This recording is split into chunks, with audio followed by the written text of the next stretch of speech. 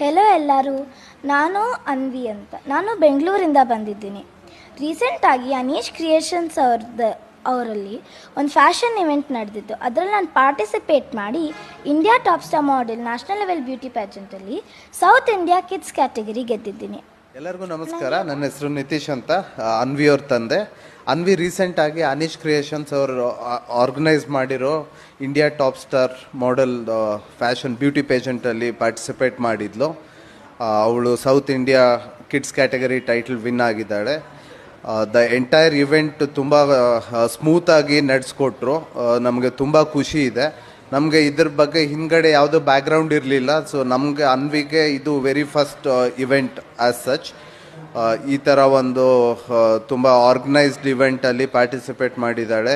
Anees sir ಮತ್ತು ಅವರ entire team ತುಂಬ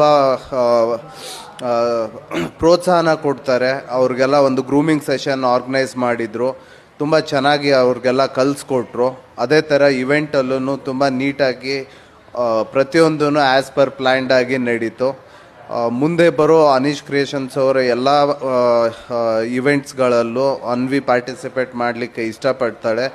ಅವಳಿಗೆ ಅದೊಂದು ಒಳ್ಳೆ ಪ್ಲ್ಯಾಟ್ಫಾರ್ಮ್ ಸಿಕ್ಕಿದೆ. ಇದನ್ನು ಅವಳು ಕಂಟಿನ್ಯೂ ಮಾಡಿ ಅವಳು ಒಂದು ಅದರಿಂದನೇ ಉತ್ತಮವಾದ ಒಂದು ಕರಿಯರ್ನ ಅವಳು ರೂಪಿಸ್ಕೊಳ್ತಾಳೆ ಅನ್ನೋ ಭರವಸೆ ನಮಗಿದೆ.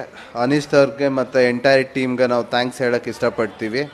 All the best to Anish sir.